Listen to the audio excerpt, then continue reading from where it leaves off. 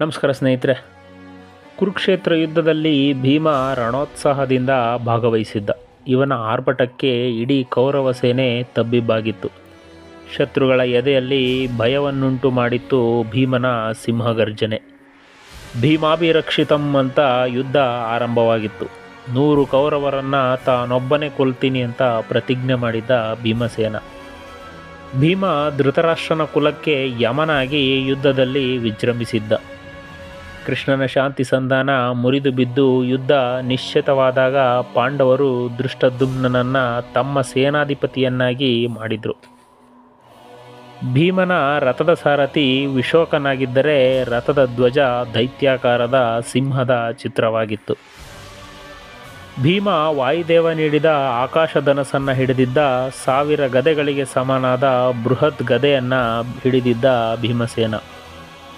ಭೀಮ 18 ದಿನಗಳ ಯುದ್ಧದಲ್ಲಿ ಹಲವಾರು ಬಾರಿ ತನ್ನನ್ನು ತಾನು ಗುರುತಿಸಿಕೊಂಡಿದ್ದ.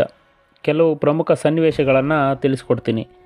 ಯುದ್ಧದ 2ನೇ ದಿನ ಭೀಮ ಬಲಿಷ್ಠ ಕಳಿಂಗ ಸೇನೆಯನ್ನು ಎದುರಿಸ್ತಾನೆ. ಕಳಿಂಗ ರಾಜ ಶ್ರುತಾಯುಷನ ಮಗ ಶುಕ್ರದೇವನನ್ನು ಕೊಂದು ಮುಗಿಸಿದ್ದ. ಕಳಿಂಗ ಸೇನಾಧಿಪತಿಗಳಾದ ಸತ್ಯ ಮತ್ತು ಸತ್ಯದೇವನನ್ನು ಸಹ ಮುಗಿಸಿದ್ದ. ಏಕಲವ್ಯನ ಮಗ ಕೇತುಮತುನು ಭೀಮನೊಡನೆ ದ್ವಂದ್ವ ಯುದ್ಧಕ್ಕೆ ನಿಲ್ತಾನೆ. ಆದರೆ ಬಲಭೀಮನ ಮುಂದೆ ಎಷ್ಟು ಹೊತ್ತು ನಿಲ್ತಾನೆ. ಕೇತುಮತುವನ್ನು ಸಹ ಗಾಯಗೊಳಿಸಿ ಕಳಿಸ್ತಾನೆ ಭೀಮಸೇನ.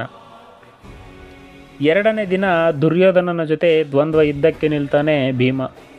ಸೂರ್ಯಾಸ್ತದ ಕಾರಣ ದುರ್ಯೋಧನನನ್ನು ಬಿಟ್ಟಿದ್ದ. ಇಲ್ಲದಿದ್ದರೆ 2ನೇ ದಿನವೇ ದುರ್ಯೋಧನನನ್ನು ಮುಗಿಸಿಬಿಡ್ತಿದ್ದ. 4ನೇ ದಿನ ಯುದ್ಧ ಪಾಂಡವರ ಕಡೆ ಆಗಿತ್ತು. ಅದಕ್ಕೆ ಮುಖ್ಯ ಕಾರಣ ಭೀಮಸೇನ. 6ನೇ ದಿನವೂ ಸಹ ದುರ್ಯೋಧನ ಭೀಮನ ವಿರುದ್ಧ ಸೋಲ್ತಾನೆ. ಇನ್ನು ಮುಖ್ಯವಾಗಿ 14ನೆಯ ದಿನ ಭೀಮನ ಸಿಟ್ಟಿಗೆ ದ್ರೋಣರ ಸಮೇತ ಅವರ ರಥವನ್ನು ಮತ್ತು ಸಾರಥಿಯನ್ನು ಎತ್ತಿ ಎಸೆದಿದ್ದ ಭೀಮಸೇನ.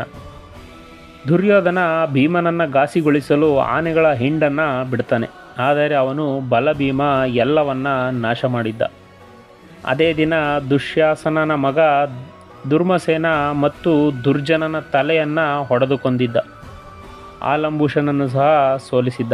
ಅದೇ ದಿನ ಕರ್ಣ ಮತ್ತು ಭೀಮರು ಎದುರಾಗ್ತಾರೆ. ಕರ್ಣ ತಾಯಿಗೆ ಮಾತು ಕೊಟ್ಟಿದ್ದ. ಅರ್ಜುನನನ್ನು ಮಾತ್ರ ಕೊಲ್ತೀನಿ ಅಂತ. ಭೀಮನಿಗೆ ಅರ್ಜುನನ ಪ್ರತಿಜ್ಞೆ ಗೊತ್ತಿತ್ತು. ಆದ್ದರಿಂದ ಇಬ್ಬರು ಒಬ್ಬರನ್ನೊಬ್ಬರು ಕೊಲ್ಲದೆ ಯುದ್ಧವನ್ನಷ್ಟೇ ಮಾಡಿದರು. ಆಗ ಭೀಮನಿಗೆ ಅಡ್ಡ ಬಂದವನೇ ವಿಕರ್ಣ. ದ್ರೌಪದಿಯ ವಸ್ತ್ರಾಪರಣ ಸಮಯದಲ್ಲಿ ನ್ಯಾಯವನ್ನು ಮಾತಾಡಿದ್ದವನು ಈ ವಿಕರ್ಣ. ಇವನನ್ನು ಕೊಲ್ಲೋಕ್ಕೆ ಭೀಮನಿಗೆ ಮನಸ್ಸಿರಲಿಲ್ಲ. ಆದರೆ ಅದು ಯುದ್ಧ ಭೂಮಿ. 100 ಜನರನ್ನು ಕೊಲ್ತೀನಿ ಅಂತ ಪ್ರತಿಜ್ಞೆ ಮಾಡಿದ್ದ ಭೀಮಸೇನ ವಿಕರ್ಣನನ್ನು ಸಹ ಕೊಂದು ಮುಗಿಸಿದ್ದ. ವಿಕರ್ಣನ ಸಾವಿಗೆ ಭೀಮ ದುಃಖಿಸಿದ್ದ.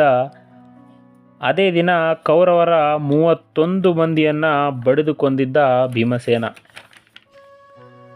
15ನೇ ದಿನ ದ್ರೋಣರು ದೃಷ್ಟದ್ಯುಮ್ನನಿಗೆ ಬಲಿಯಾಗ್ತಾರೆ. ಇದರಿಂದ ಕೋಪಗೊಂಡ ಅಶ್ವತ್ಥಾಮ ಪಾಂಡವರ ಸೇನೆಯ ಮೇಲೆ ನಾರಾಯಣಾಸ್ತ್ರವನ್ನು ಪ್ರಯೋಗ ಮಾಡಿಬಿಡ್ತಾನೆ. ಈ ನಾರಾಯಣಾಸ್ತ್ರವನ್ನು ಶಮನಗೊಳಿಸಲು ಯಾರಿಂದಲೂ ಸಾಧ್ಯವಿಲ್ಲ. ಇದನ್ನು ತಿಳಿದವನು ಒಬ್ಬನೇ ಒಬ್ಬ ಶ್ರೀಕೃಷ್ಣ ಮಾತ್ರ. ಕೂಡಲೇ ಶ್ರೀಕೃಷ್ಣನು ಎಲ್ಲರಿಗೂ ತಮ್ಮ ತಮ್ಮ ಶಸ್ತ್ರಗಳನ್ನು ಕೆಳಗಿಟ್ಟು ನಾರಾಯಣಾಸ್ತ್ರಕ್ಕೆ ಶರಣಾಗೋದಕ್ಕೆ ಹೇಳ್ತಾನೆ. ನಾರಾಯಣಾಸ್ತ್ರಕ್ಕೆ ಪ್ರತ್ಯಸ್ತ್ರವೇ ಇಲ್ಲ. ಕೇವಲ ಶರಣಾಗತಿಯಿಂದ ಮಾತ್ರ ಉಪಶಮನ ಮಾಡೋಕ್ಕೆ ಆಗೋದು ಅಸ್ತ್ರ ಅದು. ಎಲ್ಲರೂ ಶರಣಾಗ್ತಾರೆ. ಆದರೆ ಭೀಮ ತನ್ನ ಗದೆಯನ್ನು ಕೆಳಗಿಡದೆ ನಾರಾಯಣಾಸ್ತ್ರದೊಡನೆ ಕಾದಾಡುವ ಪ್ರಯತ್ನ ಮಾಡ್ತಾನೆ. ಇದು ಕೌರವರ ಮಾಯೆ ಅಂದ್ಕೊಂಡಿದ್ದ ಭೀಮ. ನಾರಾಯಣಾಸ್ತ್ರಕ್ಕೆ ಈವರೆಗೆ ಯಾರೂ ನಿಲ್ಲದಿದ್ದರೂ ಇದೋ ಈಗ ಈ ಭೀಮ ನಿಲ್ತಾನೆ ಅಂತ ಅಬ್ಬರಿಸಿದ್ದ ಭೀಮಸೇನ. ಆದರೆ ಕೃಷ್ಣ ಭೀಮನನ್ನು ಎಚ್ಚರಿಸಿದ್ದ. ಆಗ ಭೀಮ ಅಸ್ತ್ರಕ್ಕೆ ಶರಣಾಗಿದ್ದ. ಅಂದರೆ ಭೀಮನಿಗೆ ಅದೆಷ್ಟು ಕ್ರೋಧ ಇತ್ತು ಅನ್ನೋದು ತಿಳಿದು ಬರುತ್ತೆ. 16ನೇ ದಿನ ಯುದ್ಧ ಸಂಪೂರ್ಣವಾಗಿ ಭೀಮಸೇನ ಆಕ್ರಮಿಸಿದ್ದ. ಭೀಮನ ಎದುರಿಗೆ ಬಂದಂತಹ ಕರ್ಣನ ಮಗ ಬನಸೇನನನ್ನು ಸಹ ಕರ್ಣನ ಮುಂದೆಯೇ ಕೊಂದಿದ್ದ. ತನ್ನ ಮಗ ಘಟೋತ್ಕಚನನ್ನು ಕೊಂದಿದ್ದ ಕರ್ಣ ಅವನ ಮುಂದೆಯೇ ಅವನ ಮಗನನ್ನು ಕೊಂದು ಪ್ರತೀಕಾರ ತೀರಿಸಿದ್ದ. ಅದೇ ದಿನ ಭೀಮ ಮತ್ತು ಅಶ್ವತ್ಥಾಮ ಯುದ್ಧ ತೀವ್ರವಾಗಿ ನಡೆದಿತ್ತು.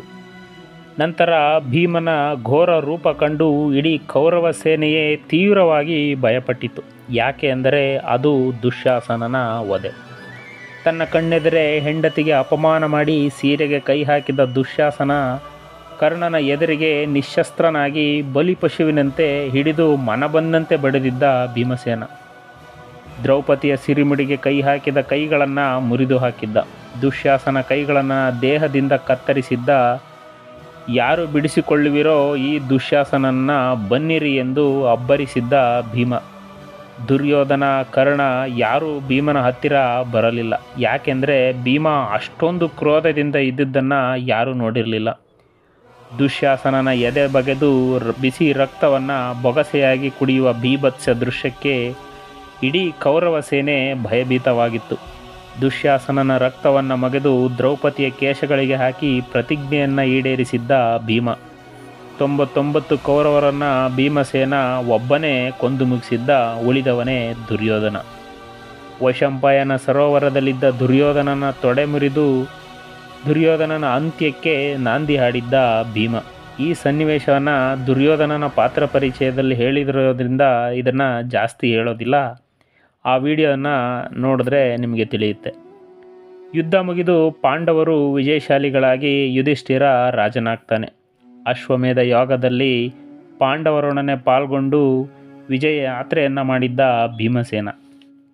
ಕೊನೆಗೆ ಸ್ವರ್ಗಾರೋಹಣ ಸಮಯದಲ್ಲಿ ಭೀಮ ಅರ್ಧ ದಾರಿಯಲ್ಲೇ ಸಾವನ್ನಪ್ತಾನೆ. ಏನೇ ಇರಲಿ, ಸಾಮಾನ್ಯರಿಗೆ ಭೀಮ ಹಿಡಿಸಿದಷ್ಟು ಧರ್ಮಜನೋ ಅರ್ಜುನನೋ ಹಿಡಿಸೋದಿಲ್ಲ. ಯಾಕೆಂದರೆ ಭೀಮನದ್ದು ವರ್ಣರಂಜಿತ ಪಾತ್ರ. ನಮಸ್ಕಾರ.